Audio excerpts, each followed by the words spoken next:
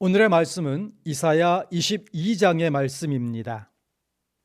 이제 주변 나라들에 대한 멸망을 예언하는 가운데에 다시금 예루살렘에 대한 말씀이 주어지고 있습니다. 1절부터 3절까지 하나님의 은혜와 하나님의 축복 가운데 번성하였던 예루살렘이 함락된다 라는 예언입니다. 그리고 이를 예견하며 대언하는 선지자의 애끓는 심정이 또 그 안에 들어 있습니다. 4절의 말씀을 보겠습니다. 그러므로 내가 말하노니 돌이켜 나를 보지 말지어다. 나는 슬피 통곡하겠노라. 내 딸 백성이 패망하였으므로 말미암아 나를 위로하려고 힘쓰지 말지니라. 이방 군대가 예루살렘을 포위하고 공격할 것인데 이 이방 군대는 사실은 여호와께서 심판하기 위해서 일으키신 것이다. 그것이 5절 말씀입니다. 환상의 골짜기에 주 만군의 여호와께로부터 이르는 소란과 발핌과 혼란의 날이여 성벽의 무너뜨림과 산악에 사무쳐 부르짖는 소리로다. 그날 이러한 대환란이 일어날 것이라는 겁니다. 이방 군대에 대해서 예루살렘이 사실은 많은 대비를 하였습니다.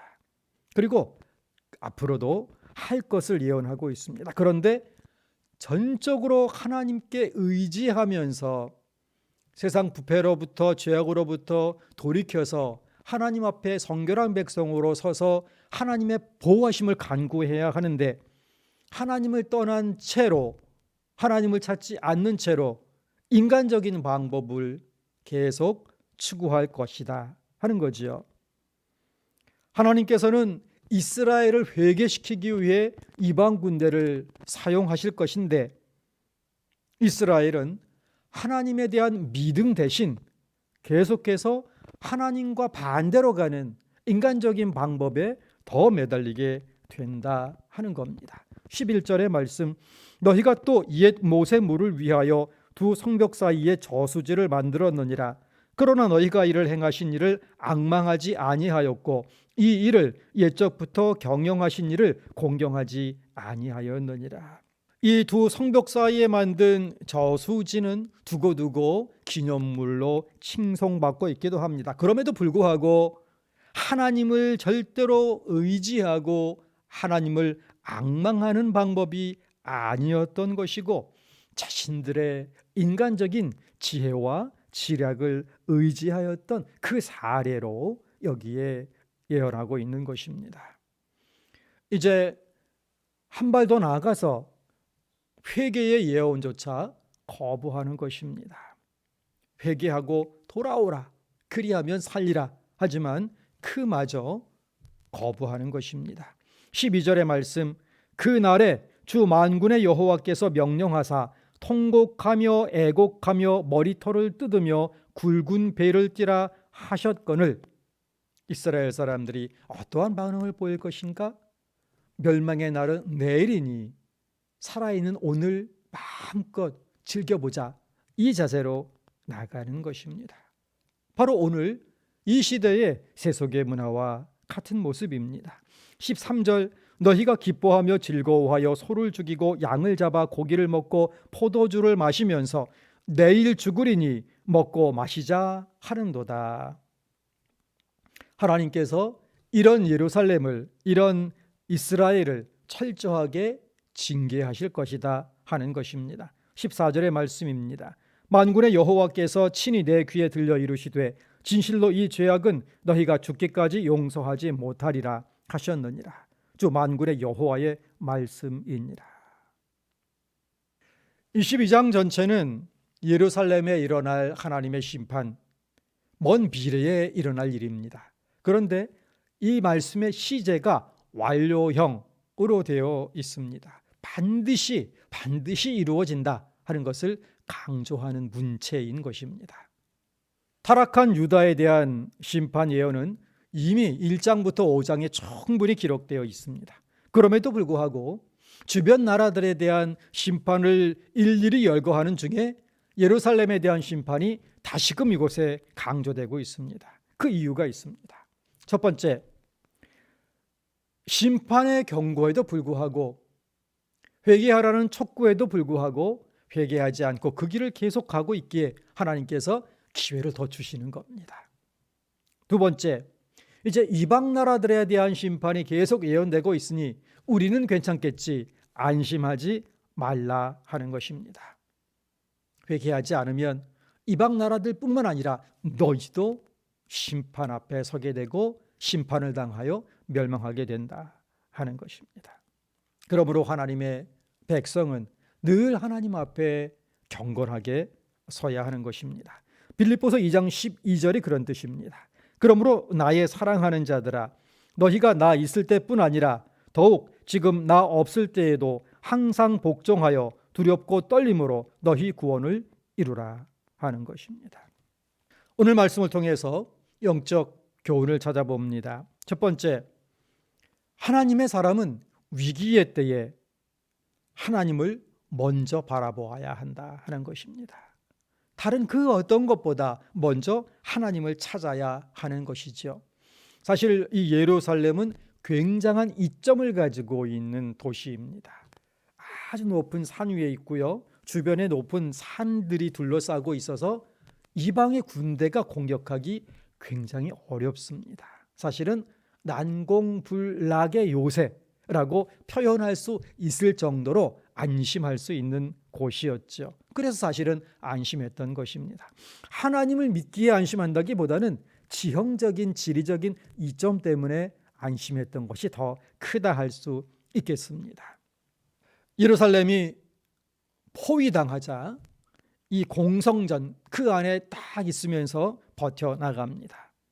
그리고 자신들이 할 지략들은 다 짜냅니다. 그런데 그 가운데에서도 하나님을 의지하지 않는 것입니다. 하나님께로 돌아와야 하는데 세상의 방법만 찾고 있는 것입니다. 이방 군대의 침공에 대한 다양한 준비를 했지만 정말 중요한 준비는 하지 못했던 것입니다. 이방 군대의 침입을 당한 그 원인, 근본 원인을 이해하지 못했던 것입니다. 하나님과의 관계가 깨어졌기에, 그래서 자기들 마음대로 살아가기에 하나님께서는 이것을 고치기 위해서, 회개할 기회를 주기 위해서, 깨달을 기회를 주기 위해서 이방 군대를 동원하셨는데, 하나님과의 깨어진 관계는 그대로 둔 채 성벽을 보수하고 성문만 고치고 다른 전략을 짜는 데만 골몰했던 것입니다. 인간이 아무리 최선을 다한다 할지라도 하나님과의 관계가 정립되지 않으면, 회복되지 않으면 소용이 없는 허무한, 참으로 허망한 열심인 것입니다. 고린도후서 1장 9절의 말씀입니다.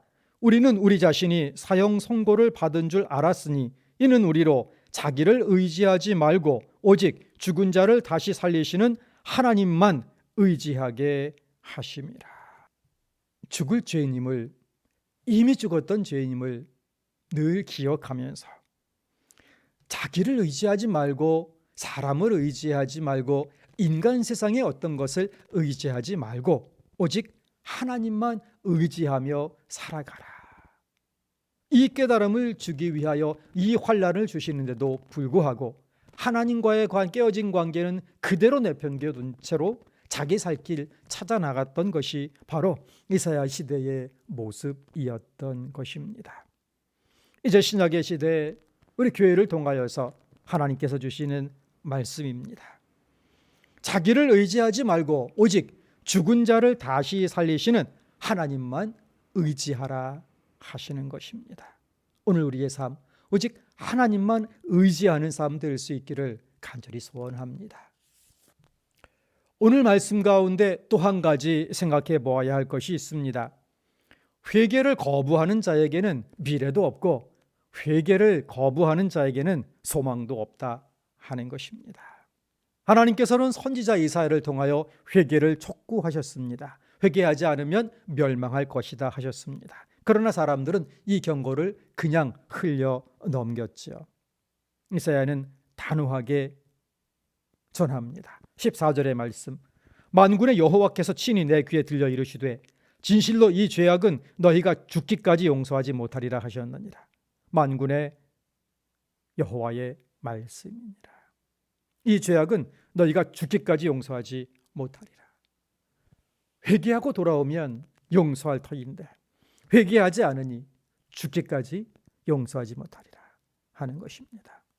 우리는 범죄할 수밖에 없는 나약한 존재임을 늘 자각하고 인정해야 합니다. 그리고 하나님 앞에 날마다 겸손히 회개하는 영성을 가져야 합니다. 회개하는 자에게는 소망이 있고 회개하는 성도에게는 내일을 열어주십니다. 회개의 자세를 잃어버리고 오늘 족하다 하면 인생의 미래가 없는 것입니다. 베플로라는 분은 이러한 격언을 남겼습니다. 하나님께서 사람에게 원하시는 바는 그 사람이 충분히 겸손하여 하나님께서 사용하시기에 충분히 큰 사람이 되는 것이다. 큰 사람이 되기 위해 발버둥 치는 것이 아니고 충분히 겸손한 사람이 되기 위해 노력해 나갈 때 하나님께서 사용하시고자 큰 사람으로 만드시는 것입니다. 오늘 우리의 삶 속에 어떤 위기의 때에도 사람이 아닌 하나님만 바라보게 하시고 그리고 날마다 회개하며 겸손히 주께서 쓰시는 사람이 되게 하시는 하나님의 은혜 내려주시기를 소원합니다. 기도하겠습니다. 거룩하신 하나님 아버지 감사합니다. 오늘 하루의 삶, 주님께서 허락하신 삶, 주님께서 주의 뜻을 이루실 삶이기에 존귀하고 고귀한 인생임을 고백합니다. 저희의 삶을 붙드시고 보호하시고 눈동자처럼 지키시며 동행하여 주시어서 주님의 뜻 이루어 주옵소서.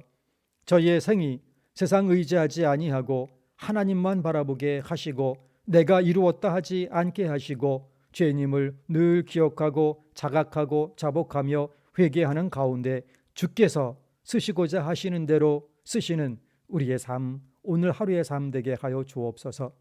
서울교회 은혜 베풀어 주시어서 조속히 회복되어 지체된 주님께서 주신 비전과 사명 능히 감당하는 교회로 다시 일으켜 세워 주옵소서. 감사드리며 예수 그리스도의 이름으로 기도하옵나이다. 아멘.